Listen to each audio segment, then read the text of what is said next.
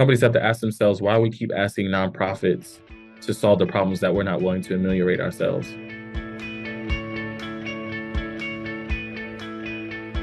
Welcome, everyone. I am so excited to be here today with Kavell. Kavell, welcome to What the Fundraising. Mallory, thank you for having me. It's an honor and pleasure to be here. Super excited for this conversation and just thankful for what you do for the space and social sector and nonprofit community. Yeah, I'm excited for this. Oh, thank you. I feel the same way about you. I can't even remember how we first came into each other's virtual worlds, but I just so appreciate everything that you put out into the ethos. And so why don't we start with you just sharing a little bit about you and what brings you to the work that you're doing today in our conversation? Great question. And for a lot of people in the social sector, the work is personal. I think the political, the spiritual, the sociological all kind of come together. And that is the same thing for me. I like to say I'm a Christian Black man from Queens. Those are like my core identities that come up. And for me, I grew up in a single parent home, first generation college graduate. I grew up in public housing in New York City. And I went to Syracuse University that studied information management technology. And at one point, I went to school with Michael Jordan's daughter, just to give you context to Syracuse, which is like insane, right? And then was blessed enough to go to a Catholic high school. And this all makes sense in a moment. And through a student sponsorship program, which is a nonprofit that helps low-income kids get into private school education. So I say that first and foremost because nonprofits have been a part of my life forever. I love that a lot of times they become the extended family or they fill the gaps that your family can't. And, my mom raising me and my twin brother by herself with the help of, my grandmother who lived down the block and stuff like that. Like that was the community foundation I went to that helped me get to private school. But how that relates to the work that I do now is I constantly had to ask myself, being in these kind of like white elite institutions, of why is Kavell able to show up in these spaces, but my community, my family is not able to. And I had to sit with that, right? And at one point I was interning at JP Morgan and I was literally going from Wall Street to the projects. Like that was my reality, hopping on the R train, going to Water Street for those who know from New York City. And I had to say to myself at that time, like, am I going to just chase the bag that I never had? Or how do I leave a legacy of impact? Because I just can't do this for the sake of doing this. And I don't see my people, my community, the struggle that I see my people in my day to day. I felt those things were mutually exclusive from one another. But I found out about corporate social responsibility, which is what I do now, and I've been blessed to do. And what brings me to it is just like, I want to see communities whole. I want to see people free. I want to see people healed. And I don't see people suffer. And I know that there's personal accountability and we can have that conversation and all those types of things. But I understand that people don't ask to be in certain situations. Like the child who grew up in foster care or the child who grew up in public housing like myself, they don't have choice in that. And they have to navigate those barriers. They have to navigate being racialized. They have to navigate all these things that they never said, hey, yes, sign me up for a harder life.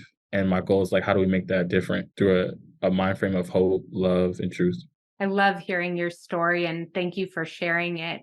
For folks maybe who are coming to this conversation and have seen social impact positions at a lot of companies, but don't necessarily know what that means, can you break that down for us? Like, what does that role embody?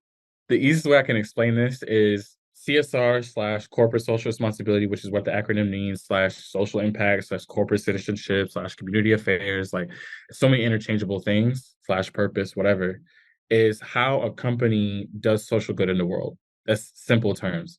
To give a great analogy, I'm a basketball fan. LeBron James, for those, he's on the Lakers, probably one of the greatest basketball players of all time. LeBron does well in his job as a basketball player to win championships with the Lakers. They're struggling right now, but that's him doing well. Him doing good is opening the Dream School in Akron, Ohio, where he's from. My job is doing good is akin to opening that school in Akron, Ohio on behalf of the corporation, and that looks like philanthropy, that looks like volunteerism, that looks like cause marketing, meaning like how do you attach yourself to a good cause, when you put marketing dollars behind that to attach your brand to that cause. Like for instance, LinkedIn just partnered with Dove to help support the Crown Act and end hair discrimination, especially Black women face so much hair discrimination in the workplace. That's cause marketing, right? Or it's disaster relief. So the war in Ukraine or the earthquake in Turkey or the crisis in Afghanistan, what's our response to that? How do we show up? That's what it looks like. And over the years, I've spoken to a lot of different people in CSR departments, and you share some of the reason why, in terms of your own background and orientation, seem to really have an appreciation for and a love for the nonprofit sector. I'm curious, do you feel like that is typical? Like, do folks inside CSR departments intimately understand what it's like to run the day to day of a nonprofit? 1,000%. Not everyone, but a vast majority. Like, I interned at a nonprofit called On Point for College in Syracuse. Shout out to them, where I was helping single moms or with Sudanese refugees get into college, and traveling all throughout upstate New York.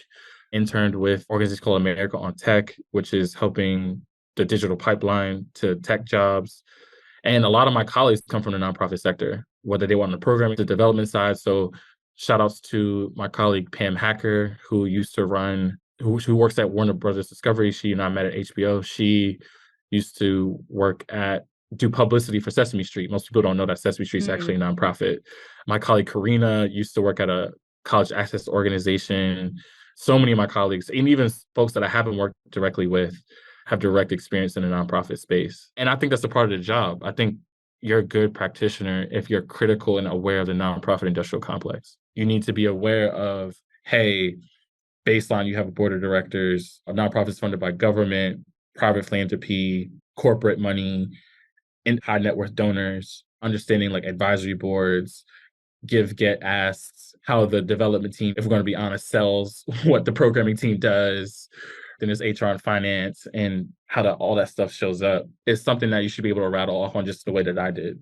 Yeah. So one of the things that I feel like is starting to shift in the relationship between CSR and nonprofits in healthier ways versus like 10 or 15 years ago, although we still see some historic platforms around this, is around volunteerism and sort of the expectation of volunteer opportunities without compensation to nonprofits for the time or energy or sometimes Yeah. materials that go into that. Because I Yeah. think we're very value aligned in a lot of ways. And I so appreciate that you led that with like understanding the nonprofit industrial complex, because there are a lot of things that are broken in that complex that have led to this assumption. But I'm curious, like, how CSR departments or you even just individually are thinking about that element. It's hard. I'll say that up front. I think the worst ways that it manifests is that it's a revenue play, right? Plug and play. Mm, I have corporate opportunities, and it's not no fault to the nonprofit, right? Like, I blame the people with the money, like most of the time. Like, I don't blame it with, like, I think we're all trying to survive capitalism in some form or fashion, and I feel like I have these like turnkey opportunities that I know is going to grab anywhere from 5 to 10 grand.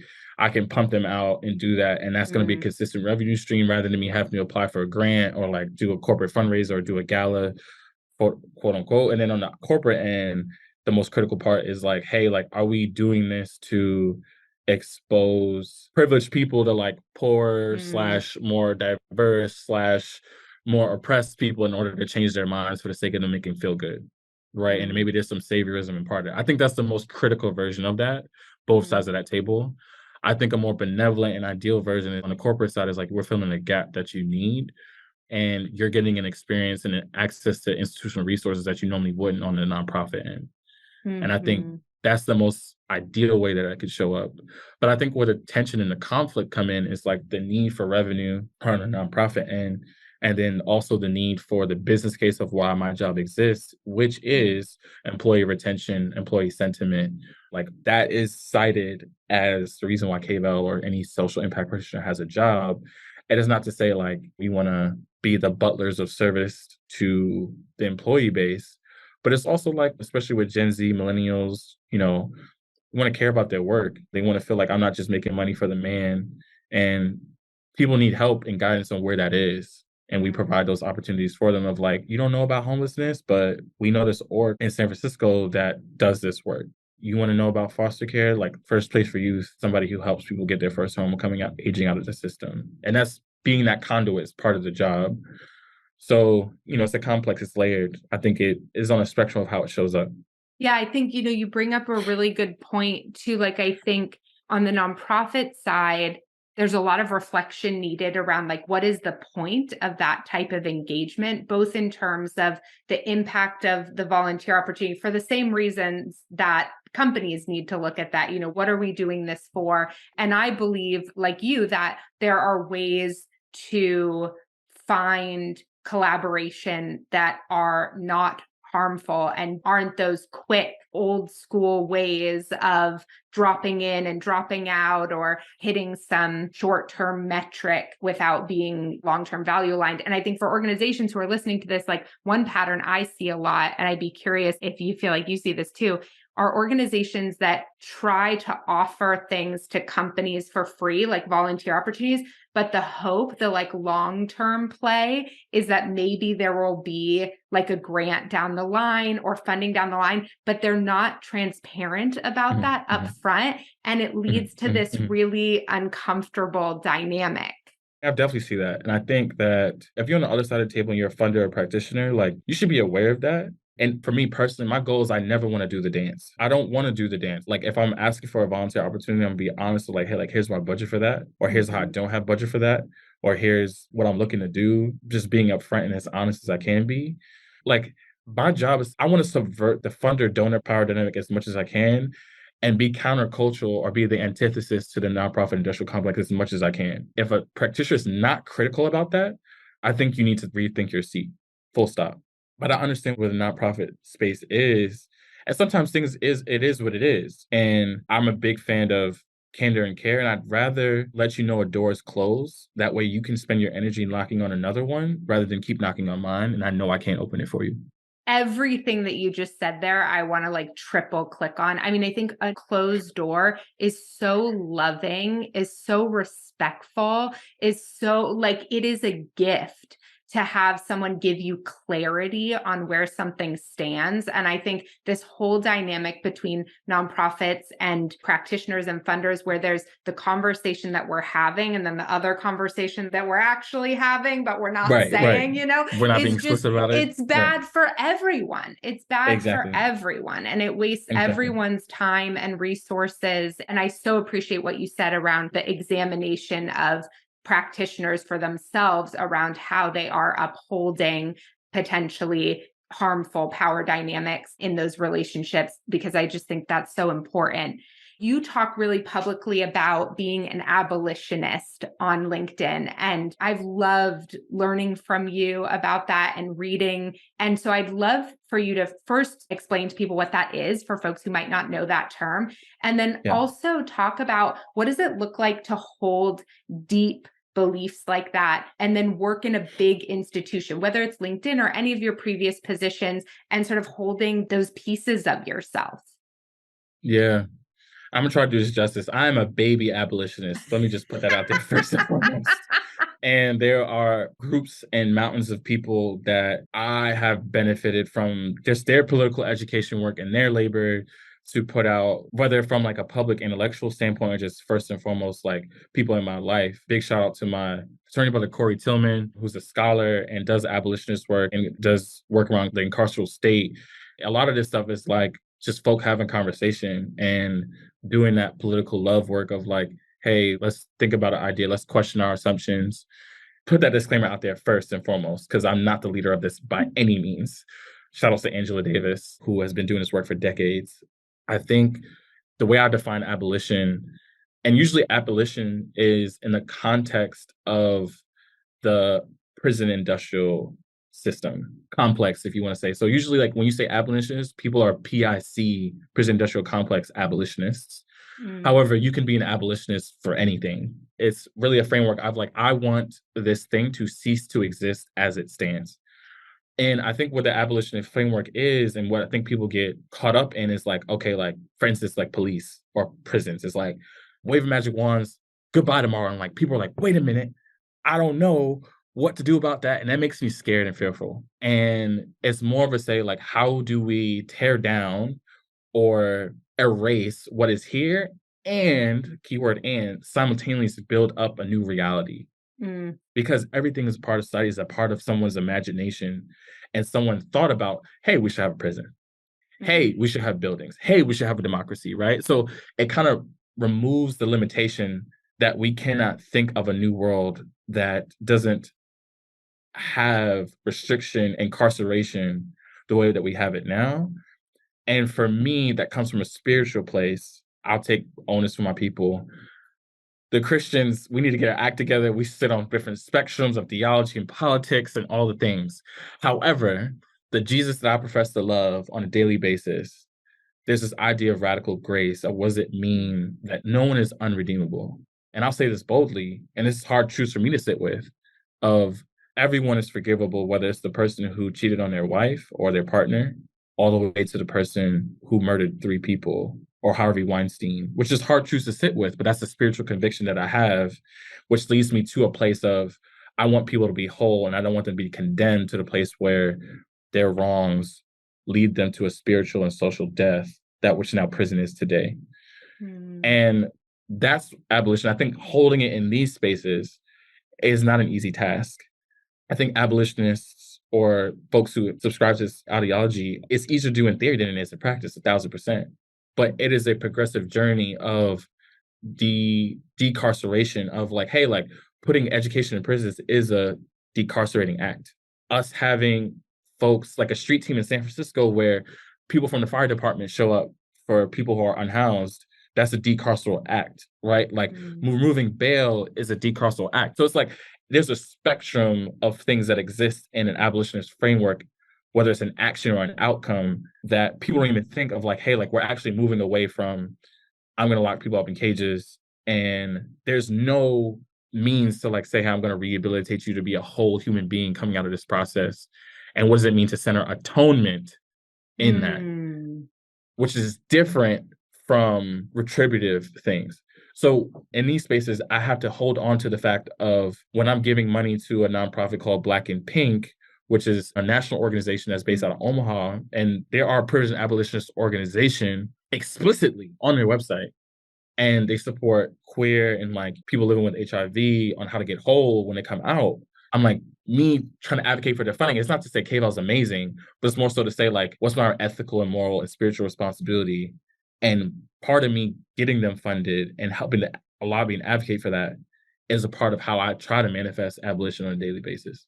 I love everything that you shared. And Dominique Morgan is a friend of mine and was small world. Yeah. And was a guest on this podcast. And we just had an instant connection. And I love her and the work that she's been doing. So we'll link to that episode below. And something I hear so much in how you talk about everything from your abolitionist work to how you think about partnering with nonprofits, it just feels to me like there's so much space for curiosity and wonder and critical thinking, like for yourself, sort of like consistently challenging your own assumptions or inherent beliefs. Can you talk to me about that? And if you have daily practices that you feel like really help ground you in that part of you?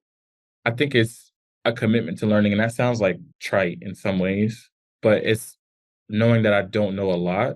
I have to have a commitment to understanding the world, whether it's, okay, like, what did I just read about? It's New York Times, or I didn't even read it yet, but it's like maternal deserts. And I'm like, we had food deserts, now we got maternal deserts? And I'm like, it makes sense. Even just hearing the headline, I can make sense how that shows up. But I'm like, I have to care about that, even though what I do at LinkedIn doesn't really relate to that. But I think it's more so to saying like, I want to know how the world shows up, why it shows up, and what is the pain and what is the healing that is happening around the world. And I think as a practitioner, like I have to have a sociological imagination to the point where I understand how the tree relates to the forest and how the forest relates to the tree. And if I'm not doing that, then again, I have to rethink my job of if I can't understand the complexities or even like how Bolsonaro was the Trump of the Latin America, all the way to the, at least a little bit of like the conflict with Tigray and Eritrea and Ethiopia, all the way to the geopolitical chess game and proxy battle that's happening between the US and Russia, all the way to the rise of state violence in the US. What am I doing? Also, that I think more personally, like my proximity has changed. where I am a socially mobile person. I no longer, Mm. because class is an experience. I no longer in that working poor environment which in which I grew up. And that's like the explicit class experience that I grew up in. And that like my proximity has changed and that my assumptions cannot remain the same. And me and my colleagues talk about this too of like, what does it mean to be an upwardly mobile person in this space as a Black person, as a Latino person, as a person of color, who, when every call that you have or every volunteer thing that you do, you see your family and your cousins on the other side of that Zoom or in that room. But know that like you are removed from that experience, you know, in Mhm. some ways than you were before. And then I think about radical love and hope. I think about how my faith is like, I'm like, when I think about Jesus, and not to be an evangelist on this, but this is just how I show up. I think about like the concept of there's gold in the trash can. No one's ever too far gone. Life is hard. Mm. People are going through a lot. How do I see things through the heart of God and say, will I hear my people's tears? And how do I stay tender to that and know that people are just trying to make it. Mm. And the grace that I need is the same grace someone else needs. And I never want to get caught up in being hard on people, being hard on the process, and understanding that I want my heart to break for the things that God's heart breaks. That's my prayer. And I try to keep my heart sensitive to those things. How do you manage your own pain and healing Mm. in order Hmm. to hold so much space for that? It's hard, first and foremost. I go to therapy. I've been going to therapy for 3 years. Privileged and fortunate enough to do that because therapy is still not accessible and the need is so great. That's one way. I mean, it's been like probably one of the best decisions I've ever made in my life. It's been transformative, it's been healing, it's been restorative in so many different ways. And it comes back to a spiritual practice of, and I get less mincy about this because the collective trauma that I think Black people faced, myself, when George Floyd died, we never knew how hard it would be for the curtain to finally be pulled back on America. Mm. And for me, it was the worst mental health moment of my life, one of. And I came to the realization of, especially from a theological perspective, of like, I don't believe in an outlook of humanity that we are inherently good. I believe in human depravity. But that helps me say to myself that I'm not living for this world, I'm living for a heavenly one. And that the liberation and the love and the justice that I want to see may not be in my lifetime. And I think I relate that back to, regardless of what somebody's spiritual practice is, I relate that back to my ancestors who were enslaved. Some died out of protest and committed suicide out of protest, but other people kept going. And I'm like, that's inherently a spiritual existence of asking, why am I here? Where am I going? What is the purpose of life when my existence is hell on earth? And I'm politicized, racialized, traumatized, terrorized in a way that can leave someone in a state of despair and nihilism. How do I still persist in the midst of that? I think it allows me to say, hey, like this responsibility is not on me completely. I can do my part and I can't show up in everything, but I know who can. And that allows me to sit in the tensions and the rationalization of, okay, there's hope in the world. I'm complicit in some ways. I'm a work in progress. And I know there's good on the other side of everything.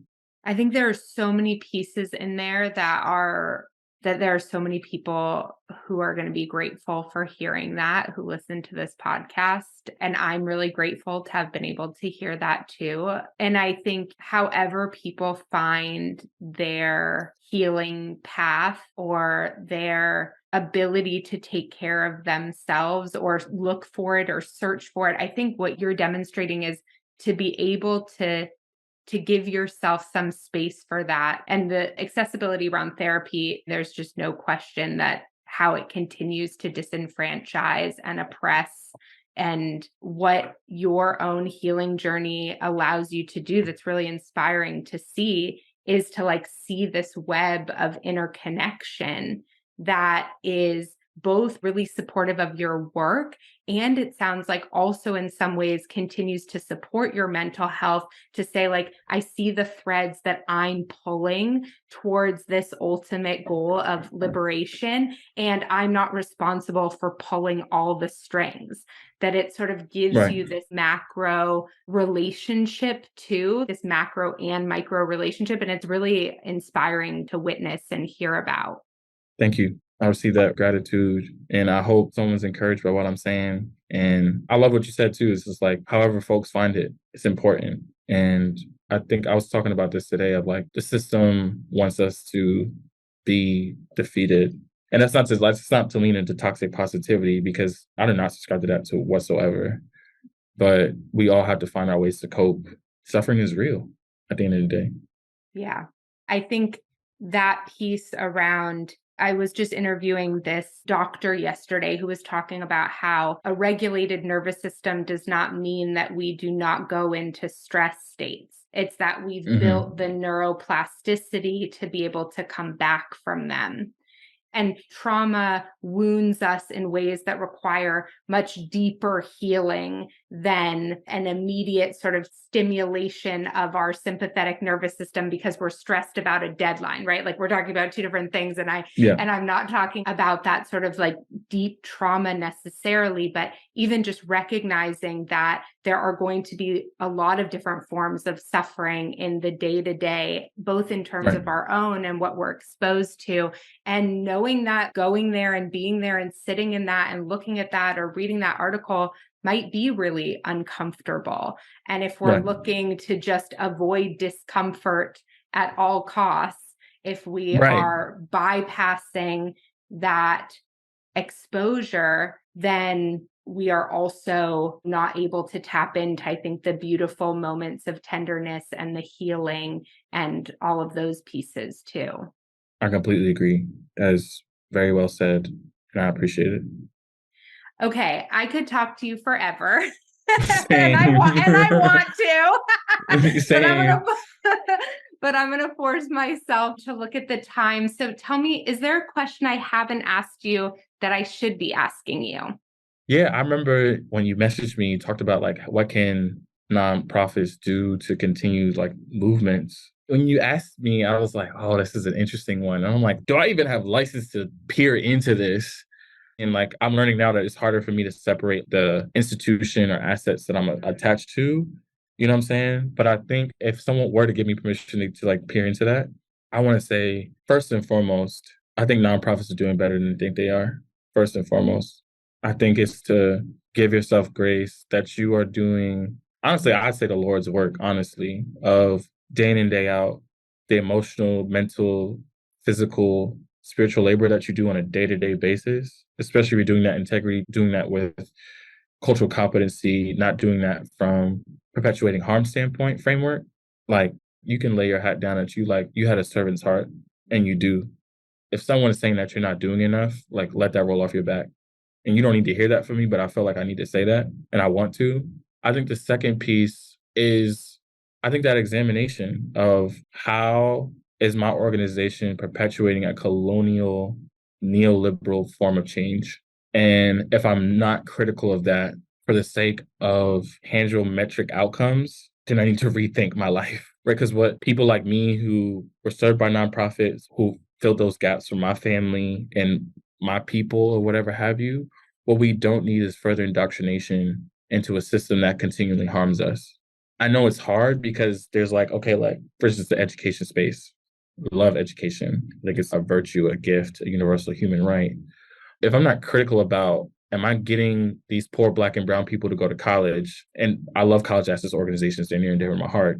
For the sake of them finding a job, for the sake of them going up the socioeconomic ladder at the cost of their mental health, elitism and self-esteem, at the sake of getting corporate dollars to say, hey, like, I'm getting these Black and brown folks to higher education so they can become corporate people and they can raise their, that's a real stat line. That's a real data point. That gets people out of poverty. Like, I would not be here if that didn't happen, but also being critical of the fact of like, why does our education system stratify in the first place? And how is that off of a colonial period where the people, plantation owners who didn't have to work, had to figure out who do we teach to become a scholar / a theologian, right? And who do we say who works the farm? But now it's come to say who goes to college and who does the internships and who gets the money versus who's going to flip burgers at McDonald's. And no shade to that thing, but we have to figure out who fails and who doesn't, who eats, who doesn't, who gets luxury and who doesn't. And that's baked into our educational system. So how am I culpable or challenging how people think about why do people have to be stratified in their journey of learning? And how do we steal the joy out of children as we go through that? That's how you keep the movement going. There's a book out there like Teaching is a Form of Liberation. I can't cite the books off the top of my head, but You got to bring that into your space because otherwise we're just creating the same thing over and over again. And then we're like, oh, we're solving the issue, but like, are we really getting to the root of the problem? And I can riff on education, as you can see, forever, but we could pour all the money in the world to like building skills, getting mentors, getting people to understand the FAFSA process. At some point, we got to question why schools are funded by property taxes, which is based on white supremacist kind of policies and redlining. And if like we're never questioning that in the first place, how are we advancing the movement? Do we want people to be free or do we want people to continue the system? Yeah. And I think, for folks who are just starting to think about the ways in which their organizations are baked in, like you said at the beginning, right? The nonprofit industrial complex. Like I've had so many organizations come to me and say, okay, well, for 20 years, our organization and all of our funders and all of these different things are rooted in oppressive and discriminatory practices. And now we realize it all of a sudden because of a lot of what's Yeah. happened over the last few years. And so just to know, and like community-centric fundraising, my friend Brianna Dorelis, who talks about community-centric volunteerism, will drop a lot of resources in the notes for folks who are looking to start to expand their own education around pathways forward to look critically at your organization and to have resources to support those changes. Yeah, I mean, the resources are critical. And I kind of went a little harder than I was like, corporations have to ask themselves too, like, how long are we going? And granted, you're talking to an anti-capitalist in theory, right? It's hard to escape that system because it's all areas of life. It's not just capitalism, it's a racialized capitalism. They are hand in hand with one another. So I'll just throw that out there. But companies have to ask themselves why we keep asking nonprofits to solve the problems that we're not willing to ameliorate ourselves. Mm. Because we don't have a strong enough social safety net. We believe in stratification. We want people to have less than. We also want the comfort that we have in the West or in the white dominated countries that comes with the backs of the global South, that comes with the backs of other countries. And it's like, at what point will we lay our knees down and say, am I willing to examine my soul? Really quick, you think about climate change, it's like you could argue till you're blue in the face about the energy needs, and you can argue till you're blue in the face about retirement plans. I'm like, the snow don't care about that. The sea levels don't care about that. Wildfires don't care about that. Ask the people in Turkey. Ask the indigenous folks who had to move. They don't care. They don't give a damn about your 401k plan. They don't give a damn about your marketing plan. At what point do we care about life more than we care about profit? And that's always I know what the answer is because we see it.